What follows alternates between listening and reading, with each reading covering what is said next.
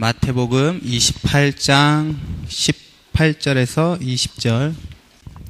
자, 말씀 우리 찾으셨으면 같이 한 목소리로 봉독합니다. 예수께서 나와 말씀하여 이르시되 하늘과 땅의 모든 권세를 내게 주셨으니 그러므로 너희는 가서 모든 민족을 제자로 삼아 아버지와 아들과 성령의 이름으로 세례를 베풀고 내가 너희에게 분부한 모든 것을 가르쳐 지키게 하라. 볼지어다 내가 세상 끝날까지 너희와 항상 함께 있으리라 하시니라. 아멘. 이번 주 제목은 하나님의 권능이 언제 나타나는가입니다. 어제 형호하고 같이 이제 버남에 가서 이제 캠프를 했어요. 캠프를 하는데 저랑 이제 형호랑 같이 기도하고 그 다음에 이게 따로 갔거든요. 따로 갔는데 형호가 이제 여자애한테 가갖고 이제 복음을 증거했나 봐요. 근데 형호가 전화 복음을 증거한 그 여자애가 저를 보고 저 사람 누구냐고 물어봤대요. 그래서 왜 그러냐니까 너무 마음에 든다고. 그래서 형호가 이미 결혼했다. 그러니까 그 여자가 너무 아깝다고 그랬대요. 생각하는 게 내가 필리핀에서는 먹어주는구나. 이런 생각이 들더라고요. 필리핀에 오길 참 잘했다. 말씀에 잘 집중하라고 우선 얘기하고 시작합니다. 이번 주 말씀이 하나님의 권능이 언제 나타나는가인데 제가 현장에서 지금 계속 전도를 했어요. 지금 40일 이렇게 제가 작정을 하고 전도를 했는데 오늘이 7일째예요. 사실 제가 생각에 주일날은 내가 전도 안 하고 주일날은 그냥 온전히 교회 안에서 헌신을 하고 월요일부터 토요일까지 해야겠다 이렇게 했는데 하나님께서 오늘도 이렇게 저희 진리 같이 유치원 다니는 그 친구 엄마를 이렇게 보내주셨어요. 그래서 오늘 그 사람에게 또 영접을 했어요. 그래서 오늘까지도 하나님이 이렇게 영접을 하게 하셨어요. 그래서 매주 2명 내지는 1명, 그래서 하루도 빠짐없이 오늘까지 계속 이렇게 하나님이 영접하는 이 은혜를 이렇게 주셨어요. 그래서 참 너무 감사하다라는 생각이 들었고, 현장에서 계속 이렇게 메시지를 증거하다 보니까 뭐가 필요하냐면 예수는 그리스도, 이게 너무나 중요한 거예요. 예수 그리스도, 다시 말하면은 예수만 그리스도가 된다. 이 사실이 너무 필요하더라고요. 현장에 가서 전도하면은 그리스도 아냐 예수 아냐 다 알아요. 모르는 사람이 없어. 특히 필리핀 사람들은 다 알아요. 그러면서 제가 느낀 게 뭐냐면 절대 아는 수준을 가지고는 생명 살릴 수가 없구나. 아는 수준을 가지고는 내 인생 문제 절대 해결 안 되는구나. 이게 보여지더라고요. 현장의 사람들 보면 다 알아요. 예수가 그리스도라는 사실은 다 알아요. 그런데 우리는 빨리 이것을 아는 수준에서 뛰어넘어야 돼요. 그리스도를 어느 정도 붙잡아야 되냐? 유일하구나. 그리스도만 구원자가 되시는구나. 유일하게 붙잡아야 돼요. 그리스도가 내게 주시는 이 복음은 너무나 완전하구나. 이게 붙잡혀져야 되는 거예요. 이 복음은 영원하구나. 이게 없으면 안 돼요. 이게 없으면 그리스도를 외쳐도 교회를 열심히 다녀도 절대 소용이 없어요. 그래서 예수만 그리스도다. 이 사실을 우리가 반드시 알고 누리고 있어야 돼요. 그래서 이 예수라는 이 이름의 뜻은 구원자라는 뜻이에요. 구원자. 그리고 이 그리스도라는 말의 뜻은 뭐냐면 하나님 만나는 유일한 길이 되신 선지자다. 우리의 모든 문제를 해결하신 참된 제사장이다. 사단의 머리를 박살내신 참 왕이시다. 이 사실을 우리가 정확하게 붙잡고 있어야 돼요. 그래서 이 사람들 만나서 전도하다 보니까 가장 이 사람들이 막히는 게 뭐냐면 예수는 아는데 그리스도를 모르는 거예요. 우리가 믿는 예수는 그리스도 대신 예수님을 우리가 믿는 거잖아요. 근데 현장에서 이 믿는 예수는 그리스도 대신 예수가 아니더라고요. 그래서 우리가 이 부분을 정확하게 알고 선포해야 돼요. 예수만이 그리스도가 된다. 왜? 우리 인간의 근본 문제를 해결하시기 위해 오신 분이 바로 이 예수님이시기 때문에. 그래서 이 사실을 정확하게 알 때 우리에게 무엇이 찾아오냐? 구원이 찾아오는 거야. 그래서 구원은 뭐냐면 영이 바뀌는 거예요. 하나님 만나기 전에 우리 영은 누가 지배하고 있냐면 사단이 붙잡고 있어요. 완전히 사단의 지배를 받고 사단의 종로를 타면서 살 수밖에 없는 거예요. 그런데 내가 구원받고 하나님의 자녀가 됐을 때 이 영이 바뀌는 거예요. 무엇이 바뀌냐면 신분이 바뀌게 돼 있어요. 마귀의 자녀에서 하나님의 자녀로, 하나님이 주신 기업과 하나님이 주신 축복을 누릴 수 있는 그 신분으로 바뀌게 되어지는 거예요. 그리고 우리의 모든 운명이 바뀌게 돼 있어요. 어제 이렇게 전도를 하다가 그 버남파크 그 호수에 가보니까 점쟁이가 한 명 있는 거예요. 그래서 좀 장난을 쳤어요. 그래서 점쟁이한테 가가지고 내가 언제쯤 결혼할 것 같냐고 물어봤어요. 그러더니 카드를 가지고 하더라고요. 카드를 한번 뒤집어 보래요. 그래서 카드를 이렇게 막 이렇게 했죠. 그러더니 딱 뒤집어 보더니 뭐가 나오냐면 숫자 4하고 다이아몬드 그림 그려져 있는 그 카드가 나왔어요. 근데 이 점쟁이가 하는 말이 4년 뒤에 결혼할 거라는 거예요, 저보고. 내가 거짓말을 했잖아. 언제 결혼하냐고 물어보려고. 그래가지고 말을 했어요, 사실대로. 사실은 내가 4년 전에 이미 결혼을 했다. 5년 전에 결혼했다. 그러니까 이 사람은 뭐라 하냐면 4년 뒤에 다시 결혼할 거래. 그러니까 이 점쟁이가 대단하더라고요. 그러니까 어떻게 해서든지 자기 주장을 꺾질 않아요. 맞다는 거예요, 이게. 그러니까 어떻게 보면 제가 진짜 그 운명에 잡혀 있으면 4년 뒤에는 저는 다시 결혼할 수도 있어요. 그게 제 운명이라면. 근데 이미 우리는 빠져나왔거든요.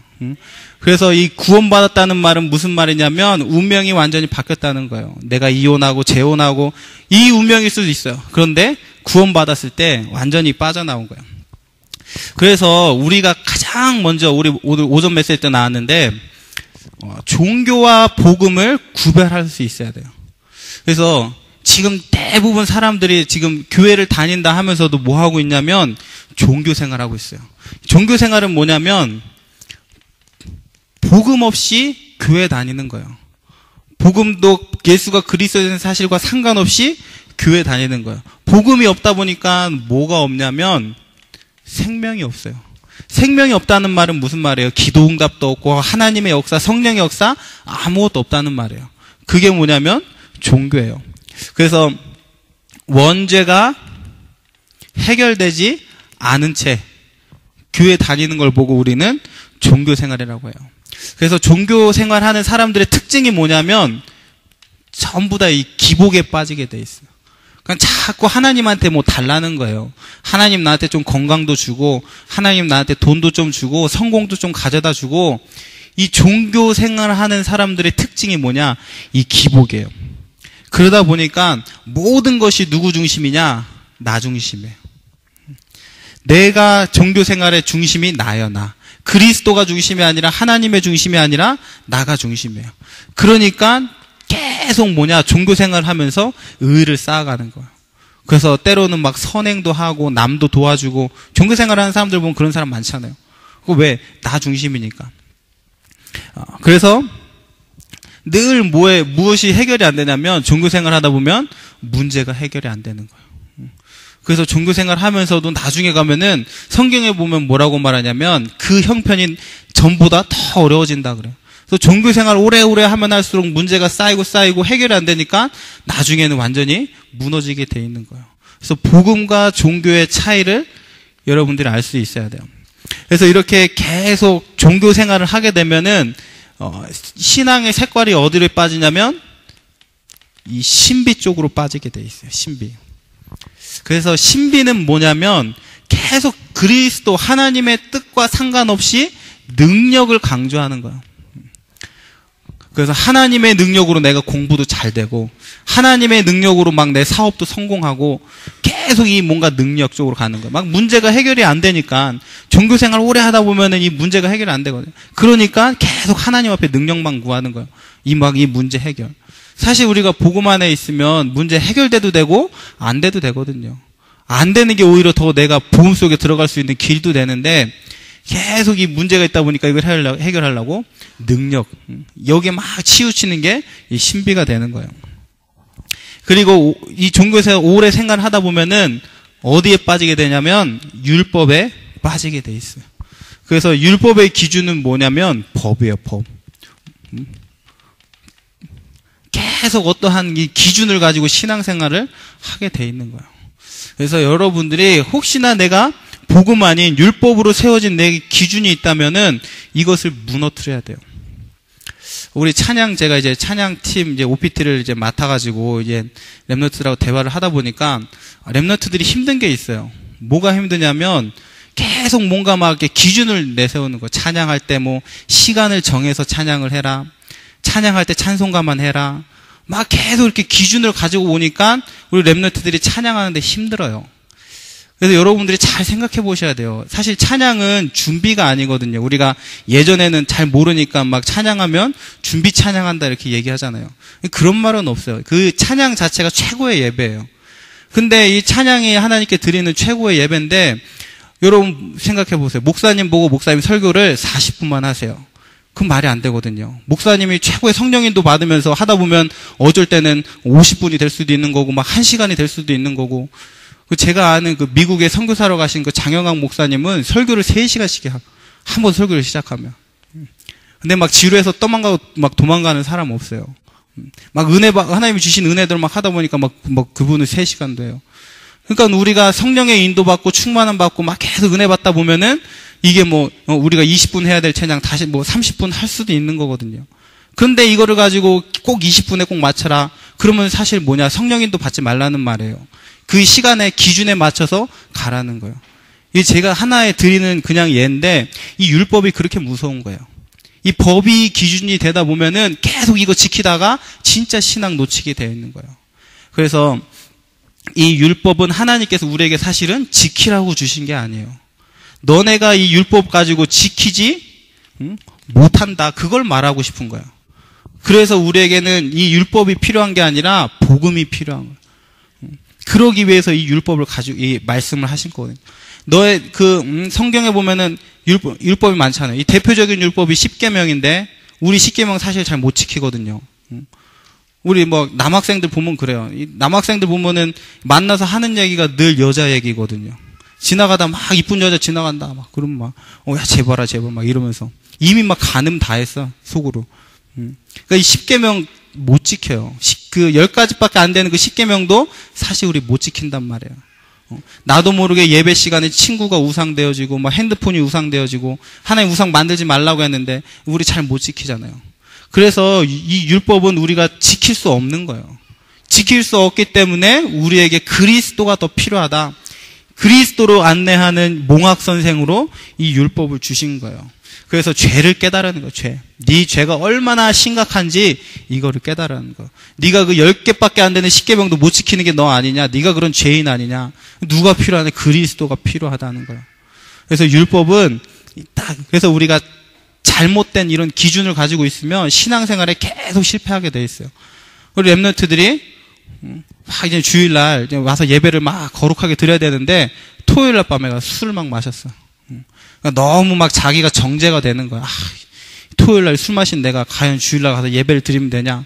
주일날도 마시자. 이렇게 되는 거예요. 토요일날 술 마셨으면 내가 이렇게 죄인이구나. 내가 진짜 예배 시간에 내가 말씀 듣고서는 내가 그리스도의 보혈로 내가 깨끗함을 받아야지. 이러고 나오는 게 아니라 이 기준에 눌리다 보면은 이런 내가 죄인이구나. 막 스스로 막 정죄되어지고 복음을 붙잡는 게 아니라 이것 하나 못 지키는 내가 막 눌리는 거예요.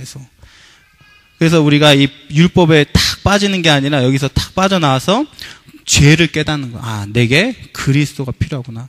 그래서 율법적인 신앙생활을 우리가 빨리 깨닫고 버릴 수 있어야 돼요. 자, 그리고 종교생활 하다 보면은 자연스럽게 뭐가 나오냐면 인본주의가 나오게 돼 있어요. 그래서 인본주의는 뭐냐면 이게 바로 이게 나라는 신이 생긴 거예요. 인본주의는.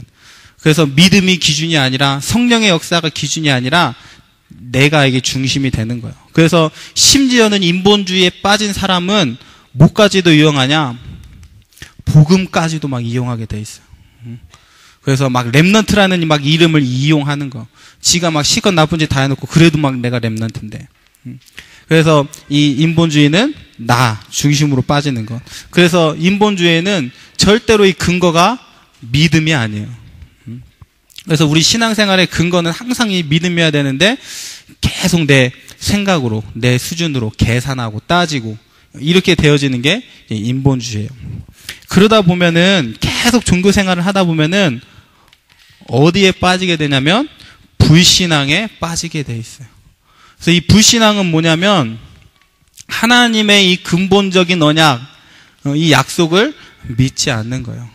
그리스도께서 십자가에서 내 모든 문제 다 해결했다고 했는데 안 믿어지는 거예요. 아무 문제 없다고 하는데 이게 안 믿어지는 거예요. 미래 걱정하지 마라. 하나님이 너와 함께 하실 것이다. 네가 기도만 해라. 내가 다 응답할 것이다. 안 믿어지는 거예요. 하나님, 막 살아계신 하나님이 안 믿어지는 거예요. 이게 뭐야? 이게 불신앙이거든요. 그래서 계속 이 종교 생활 오래 하다 보면은 이렇게 되게 돼 있어요.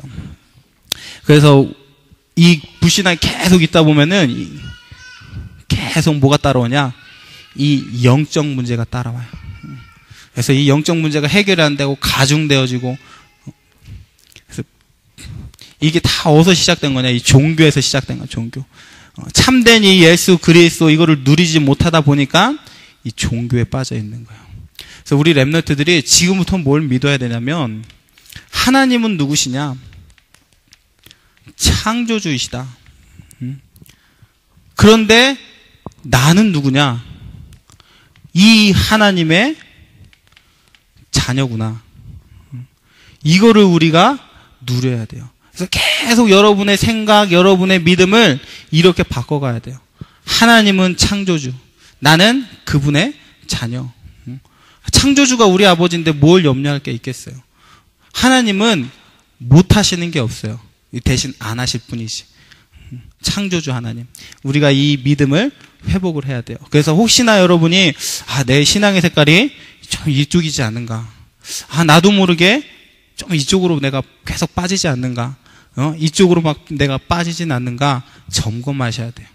그래서 모든 것들은 다 털어버려야 돼요. 나의 잘못된 생각들도 털어버리고 나의 잘못된 기준들도 다 털어버리고 오직 내 안에 그리스도만 남도록 창조주 되신 하나님이 내 아버지라는 사실, 이 믿음 하나 가지고 있으면 우리가 신앙생활에 승리하게 되어지는 거예요. 그래서 여러분들이 이 믿음을 확인하고 회복하시기를 바랍니다. 그래서 오늘 이제 이 말씀은 사실 그 복음편지 8과예요. 그래서 지난주에 제가 이 메시지를 가지고 현장에서 메시지를 했는데 이 너무나 은혜가 되어지고 잘 생각해 보니까 이번 원단 메시지랑 너무 통하더라고요. 하나님의 권능. 그래서 이 메시지를 이렇게 하게 됐습니다. 그래서 첫 번째로 명심해야 될 7가지 사실이 있어요. 하나님의 권능을 체험하시기 위해서 먼저 우리가 명심해야 될 사실. 첫 번째로 우리 원래 인간은 하나님의 형상대로 창조되었다는 사실이에요. 그래서 하나님 안에 있을 때만 우리에게 뭐가 있냐? 참된 안식이 있어요. 하나님의 형상이기 때문에. 물고기는 물에 있어야지 행복한 것처럼 우리 인간은 하나님과 함께할 때 행복한 거예요. 제가 이번 주에 우리 유초등부 교사가 모여가지고 이게 잠깐 회의도 하고 말씀도 듣고 하는 이 시간이 있었거든요. 그래서 제가 시작하면서 우리 유초등부 교사들한테 십자가 메시지 그려봐라 그랬어요. 우리 유초등부 교사들이 메시지를 그리는데 십자가 메시지 그리라니까 처음부터 십자가 그리고 있어요. 이러고서 시작을 하더라고요. 그러고서는 막 써내려가는 거, 여기다가 막 이상한 거 쓰고 여기다 이상한 거 쓰고 막 불신자 상태를 쓰는데 뭐라고 쓰냐? 불신자 상태 6가지 있잖아요. 뭐라고 쓰냐? 창세기 3장 문제, 음란, 약, 막 이런 걸 써나가라는 거예요. 불신자 상태 6가지 쓰라니까. 안 웃는 거 보니까 여러분도 모르는 것 같네요. 불신자 상태 쓰라니까 막 약, 음란, 막 다 이거 막 쓰고 있어요. 그러니까 사실 우리가 이 지금 너무나 중요한 내용인데 잘 모르고 있어요. 그래서 빨리 좀 시급하게 이 부분이 좀 되어져야겠구나 이 생각이 들더라고요. 그래서 지금 메시지가 바로 그 메시지니까 여러분들이 잘 들으셔야 돼요. 그래서 원래 인간은 하나님과 함께 할 때 안식이 있어요. 그런데 문제가 생긴 거예요. 문제가 생겼는데 모든 문제에 원인이 있어요. 원인. 모든 문제의 원인은 뭐냐면 창세기 3장 1절에서 6절. 하나님을 떠난 데서부터 인간에게 모든 문제가 시작이 된 거예요. 창세기 2장 17절 말씀에 뭐라고 나와 있냐면 너희가 그 선악을 알게 하는 이 나무의 열매를 먹으면 너희가 정령 죽을 것이다 그랬어요. 이때부터 문제가 온 거예요. 하나님의 약속을 어기고 이 선악을 알게 하는 나무의 열매를 먹었던 그때 하나님과 떠나게 된 거예요. 그래서 모든 문제의 원인이 뭐냐면 여기에 있어요. 간단한 말 같지만 그렇지 않아요. 왜 그러냐면 우리도 현실적인 이 문제가 찾아오면은 답을 어디서 찾냐? 현실적인 점에서 찾아요.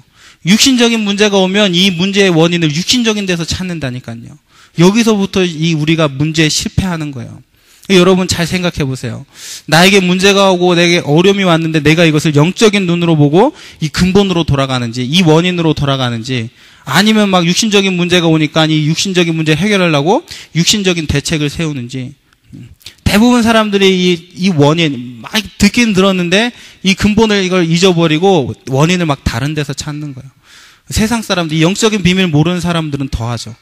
그래서 모든 문제의 원인은 어디냐? 여기서 찾아왔다는 거예요. 그래서 인간에게 실패가 찾아오고 고통이 찾아오고 불안이 찾아오고 염려가 찾아오는 거예요.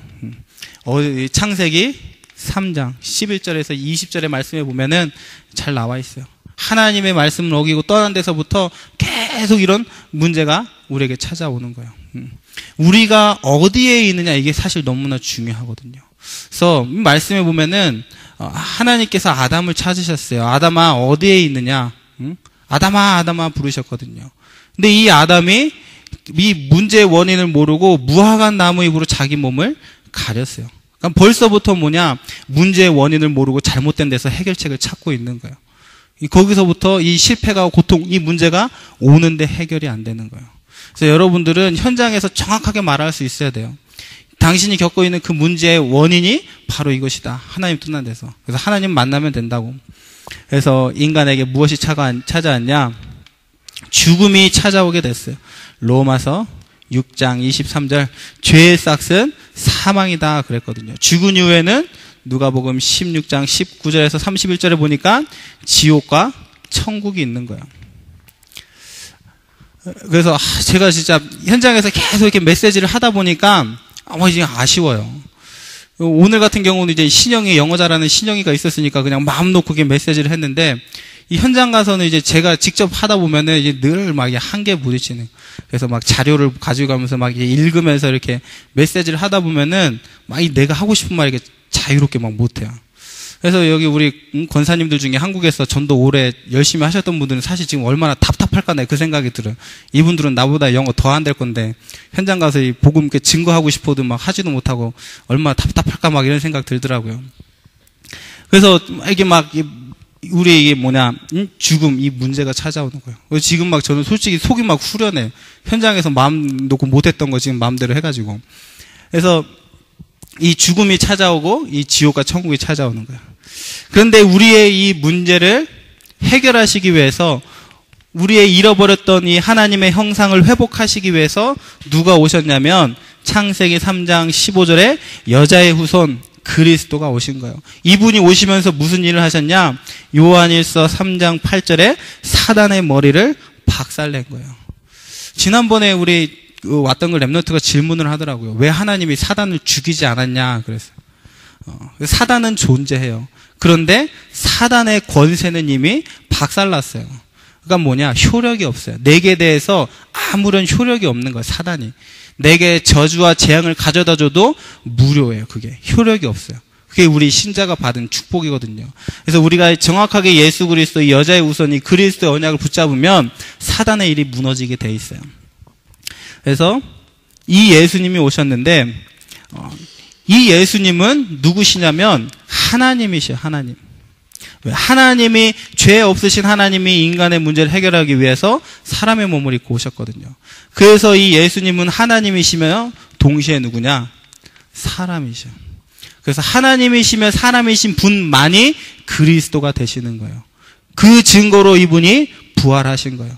이분을 믿을 때만 구원이 있어요. 제가 현장에서 이 말을 얼마나 하고 싶었는지. 이 사람들 막 마리아 이름으로 기도하고, 왜 마리아가 그리스도가 될 수 없냐? 하나님이시면서 사람이셔야 된다. 와, 이거를 좀 정확하게 막 설명을 해주고 싶은데 그냥 간단하게 막 단순하게 설명이 되더라고요. 그래서 인간의 이 죄를 해결하기 위해 죄 없으신 하나님이 오셔야 되고, 인간의 문제를 해결하시기 위해서 사람으로 오신 그분이 바로 이 예수님은. 그래서 이 사실을 우리가 현장에 정확하게 선포해야 돼요. 이 예수님을 우리가 믿고 영접할 때 우리의 모든 문제가 해결되어지는 거예요. 그래서 막 이런 여러 가지 실패하고 고통과 불안과 염려가 찾아오거든요. 마태복음 11장 28절에 수고하고 무거운 짐진 자들아 다 내게로 오라 그래서 내가 너희를 쉬게 하리라. 영접할 때 우리가 모든 문제가 끝나게 되는 거예요. 예수님께서 십자가에 돌아가시기 전에 마지막으로 하신 말씀이 있어요. 영어로 It is finished 그랬거든요. 다 끝났다. 그래서 모든 문제가 영접할 때 끝난 거예요. 그래서 우리 랩런트들이 이 사실을 누려야 돼요. 내가 그때는 뭣도 모르고 예수님을 마음속에 영접한 것 같은데 그 순간 내가 다 끝났구나. 이 사실을 계속 여러분 현실 문제 속에서 답으로 찾아가셔야 돼요. 사실 우리가 구원받아도 이 문제 오거든요. 이 염려 찾아오잖아요. 그럴 때마다 내가 영접할 때 다 끝났구나. 내 현실 문제 그리스도가 답인 것을 계속 적용시켜 나가는 거예요. 그래서 여러분들도 나도 모르게 보면은 이 복음을 가졌다고 했는데 또 잊어버리고 또 내게서 이 언약이 또 희미해지고, 그래서 우리가 잊어버릴 때마다 다시 생각해요. 영접할 때 다 끝났구나. 그래서 현장 가면서 계속 느끼는 것이 뭐냐면 예수 그리스도는 정말로 강조되어야 돼요. 그러니까 예수 그리스도만 말하는 게 맞아요. 그게 강조가 안 되니까 자꾸 잘못된 게 들어오는 거예요. 예수 그리스도가 강조가 안 되니까 이런 잘못된 이 색깔들이 신앙생활 속에 찾아오는 거예요. 그래서 여러분들 영접할 때 다 끝난 줄 믿습니다. 자, 그래서 세 가지 싸움을 하는 거예요.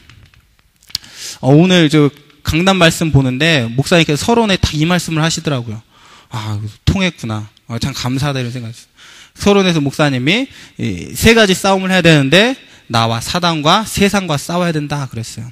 그래서 첫 번째로 우리가 싸워야 될 대상이 누구냐면 나 자신이에요. 자신. 이 말은 무슨 말이냐면 자꾸만 사단이 우리 육체가 연약한 줄 알고 계속 우리 육체를 건드는 거예요. 그래서 신영아 클럽 가자.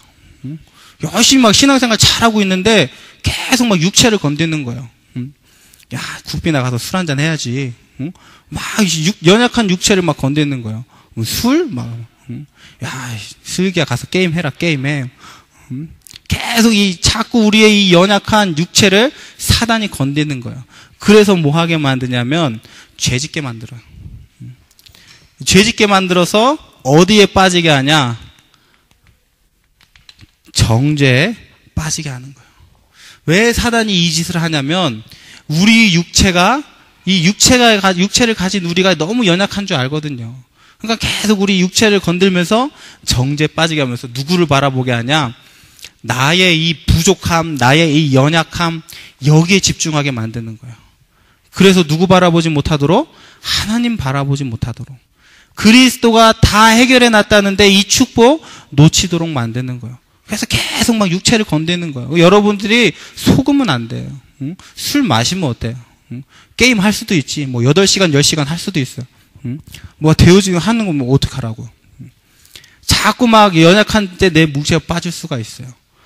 그래서 우리에게 예수님이 주신 게 뭐냐면 나가 아니라 예수의 이름으로.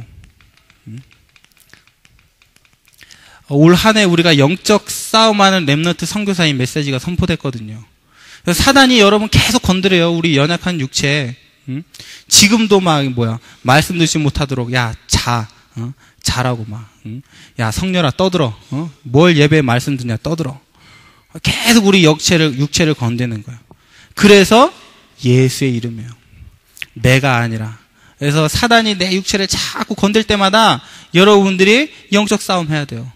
예수의 이름 그때 부르라고 준 거예요. 내 육체로는 할 수 없으나 살리는 것은 영이니 육은 무익함이라 그랬어. 계속 예수의 이름 부르면서 승리해야 돼. 사단이 계속 건든단 말이에요. 그래서 우리 이 연약한 육체를 가지고 자꾸 우리 환경 바라보도록, 막 환경 탓하도록, 막 다른 사람 막 탓하고, 환경 바라보면서 막 실패하도록, 아, 내게 왜 이런, 박요 왜 이래, 막, 매연도 심하고 막, 잘못된 막 환경 바라보도록, 놀 데도 없고, 이러면서 자꾸만 환경 탓하도록 만드는 거예요. 그래서 우리가 뭐냐면, 하나님의 뜻이 과연 무엇일까? 내 환경, 이 환경을 통해서 하나님 나에게 찾기 원하시는 것은 무엇인가? 이것을 우리가 발견해야 돼요.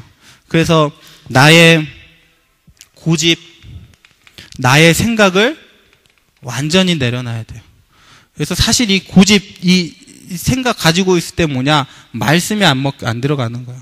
잘못된 고집 막 이거 갖고 있으면 말씀이 들려도 내 생각대로 말씀을 받아들여요. 그래서 모든 고집과 생각을 완전히 내려놔야 돼요. 그리고 모든 것을 다 하나님께 맡겨야 돼요.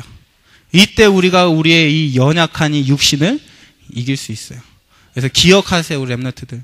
사단이 여러분들을 계속 이 육신을 건들면서 정죄에 빠지게 해요. 그래가지고 하나님만 바라보지 못하도록. 그래서 여러분들이 이 나를 이 그리스도의 이름으로 뛰어넘는 우리 랩런트들 되시기를 바랍니다. 그래서 요한복음 8장 32절에 말하고 있어요. 진리를 알지니 진리가 너희를 자유케 하리라. 진리가 누구? 다른 게 아니고 예수 그리스도가 진리거든요. 그래서 그리스도를 알아가면 알아갈수록 죄에서 자유해져요. 나의 육신에서 자유해지는 거예요. 진리가 너희를 자유케 하리라. 자, 두 번째로 우리가 싸워야 될 대상이 누구냐면 사단이에요. 물론 나를 건드리는 것도 사단이지만 우리가 이제는 뭐냐면 이 사단과의 직접적인 영적인 싸움이 되어져야 돼요. 그래서 이 사단은 계속 우리를 뭐 하는 존재냐? 속이는 존재예요. 계속 우리 랩런트들을 찾아와가지고 속이는 거예요. 신분 잊어버리도록, 예수님이 주신 이 권세 잊어버리도록 계속 속이는 거예요. 그래서 전에는 사단이 우리의 아비였어요. 불신자의 아비이기 때문에. 그런데 지금은 누구냐? 완전히 우리와 원수라는 사실이에요. 그래서 지금부터는 사람과 싸우지 마세요. 우리 아까 조장 메시지 때도 말씀 나왔는데 사람과 싸우는 게 아니에요. 우리의 싸움은 옆 사람이 아니에요. 누구와 싸워야 되냐? 이 원수된 이 사단과의 싸움. 여러분들이 이 싸움을 싸우셔야 돼요. 그래서 마가복음 3장 15절에 이미 귀신의 모든 능력을 제어할 하나님이 힘을 주셨어요. 누가복음 10장 19절에도 우리가 뱀과 정갈을 밟으며 밟을지라도 아무 해를 입지 아니하고 원수의 모든 능력을 제어할 권능을 주셨다 그랬거든요. 그래서 우리가 이 언약을 붙잡고 우리를 속이는 우리와 원수된 이 사단과 싸워야 돼요. 사람과 싸우는 게 아니라 계속 이 사단은 속인단 말이에요. 우리 사이에 막 이간해요. 하나 되지 막 못하게 만들어요. 속일 때마다 여러분 속으면 안 돼요. 아, 사단이 지금도 우리 사람 사이에 원네스만 못하게 하는구나. 그래서 내가 싸워야 할 대상은 사단이라는 사실. 그래서 한 해 여러분들이 이 언약 붙잡고 영적 싸움 하시기를 바랍니다. 세 번째로 우리가 싸워야 될 것은 뭐냐면 세상이에요. 세상. 그래서 이 세상은 우리가 만만하게 봐서는 안 되고 그렇다고 해가지고 이 세상을 두렵게 우리가 봐서도 안 돼요. 그래서 우리가 이 세상과의 싸울 때 승리할 수 있는 비결은 뭐냐면 성령의 인도 받는 거예요. 그래서 세상에는 무엇이 많냐? 유혹거리가 많아요. 계속 사단은 이 세상을 통해서 우리 렘넌트를 유혹한단 말이에요. 그래서 세상에 가면 너무나 좋은 게 많잖아요. 막 SM방 가도 막 너무나 이쁘고 좋은 신발도 많고 옷도 많고 막 우리 특히 남자들은 차 좋아하잖아요. 막 청산 사장 맞아 스포츠카 막 타고 다니는 거 막 몇 대인지 막 다 알더라고 랩런트들. 막 세상 가지고 사단이 계속 우리를 유혹한단 말이에요.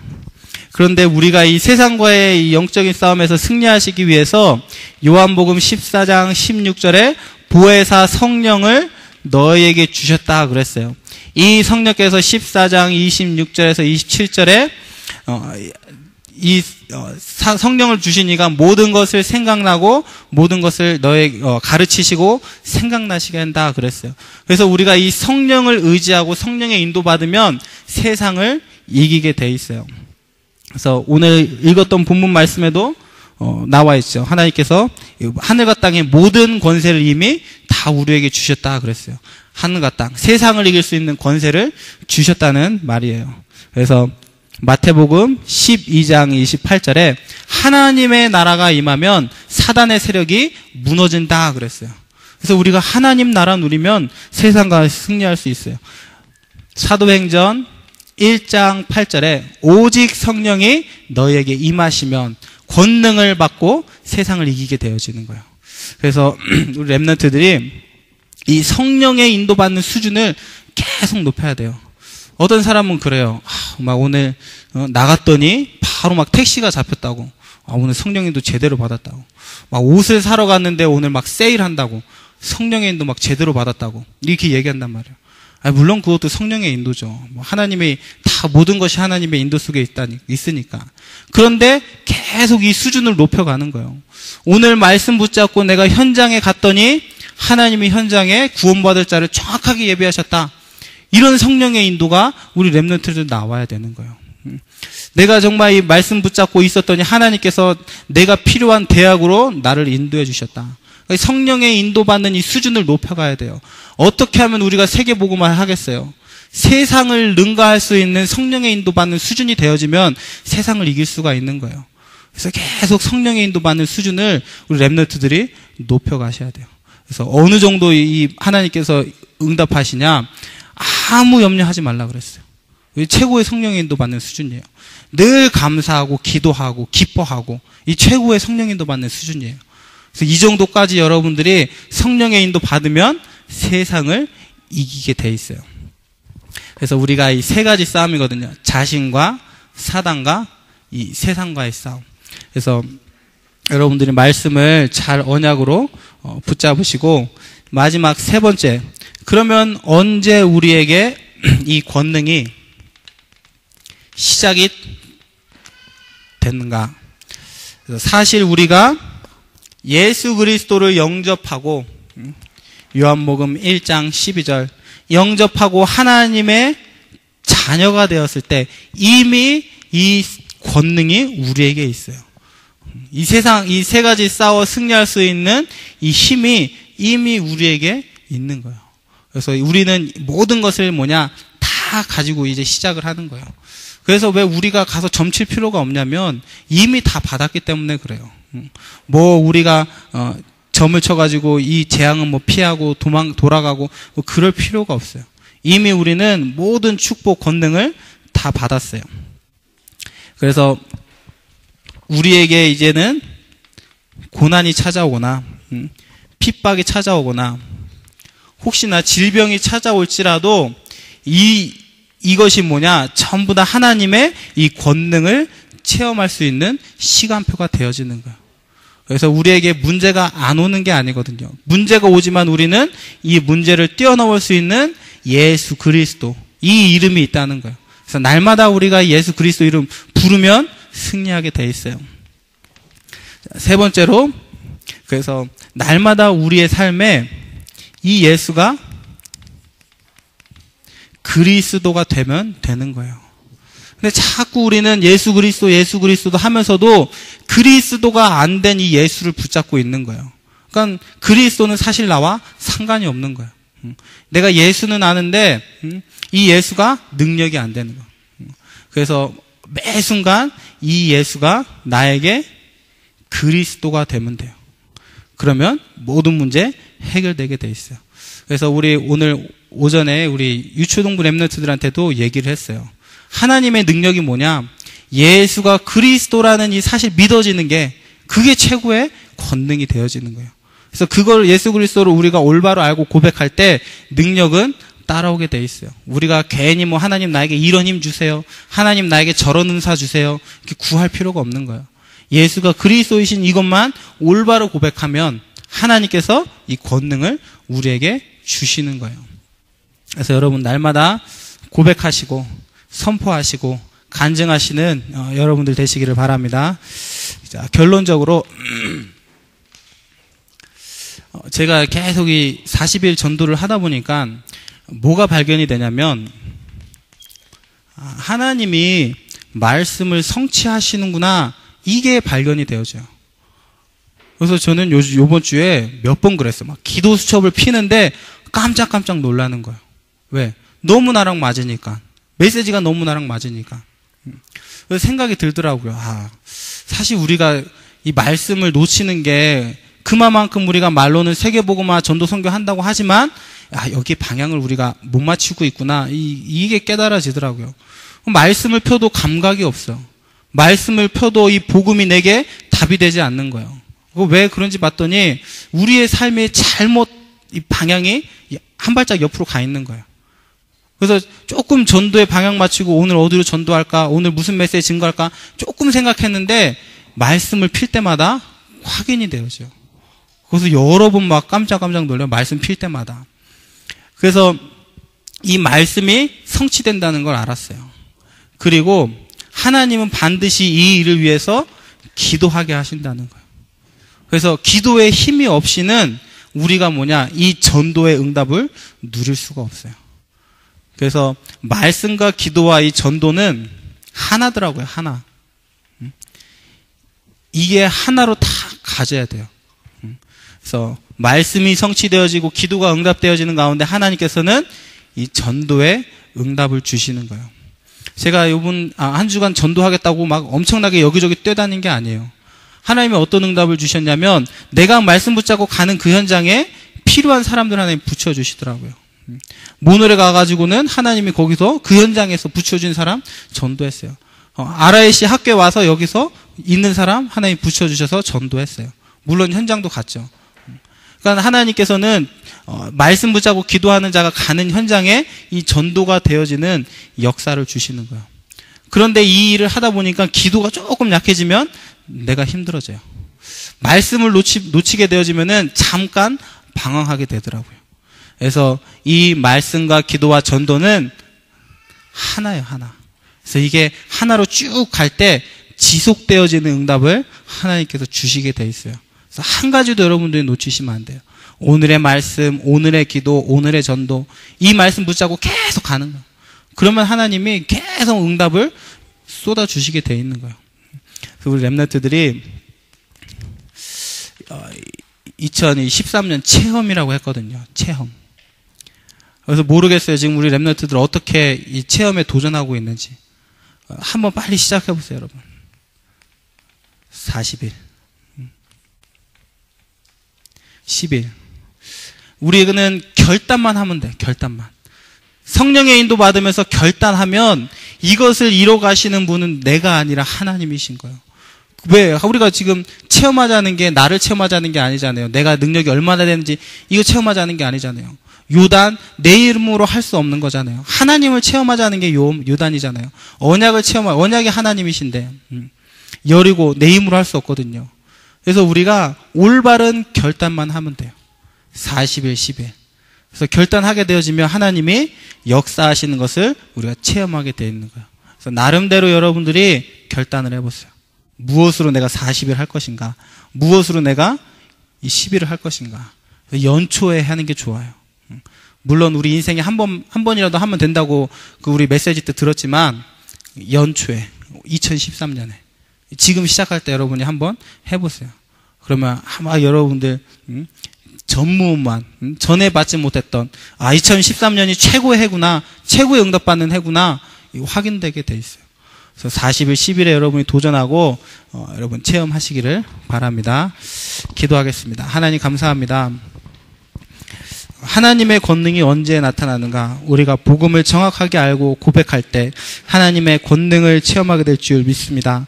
자신의 육체에 속지 않게 하시고 사단에게 속지 않게 하시고 세상을 능가하는 성령의 인도받는 우리 모든 렘넌트 중직자 될 수 있도록 하나님께서 함께하여 주시옵소서. 하나님의 권능을 체험하는 40일 10일의 결단이 되어지도록 하나님 인도하여 주시옵소서. 그래서 우리의 삶이 하나님께만 최고의 영광 되어지는 귀한 삶 될 수 있도록 함께하여 주시옵소서. 예수 그리스도의 이름으로 기도드립니다. 아멘. 이제는 하나님의 절대적인 권능을 믿음으로 고백하고 현장에서 체험하기를 원하는 모든 무리들 위해 예수 그리스도의 크신 은혜와 하나님 아버지 놀라우신 사랑과 성령님의 역사 인도하심이 오늘 현장을 밟는, 현장으로 나가는, 현장을 정복할 모든 렘넌트 미셔너리들 위해, 전도자들을 위해 지금으로부터 영원히 함께 하실지어다. 아멘.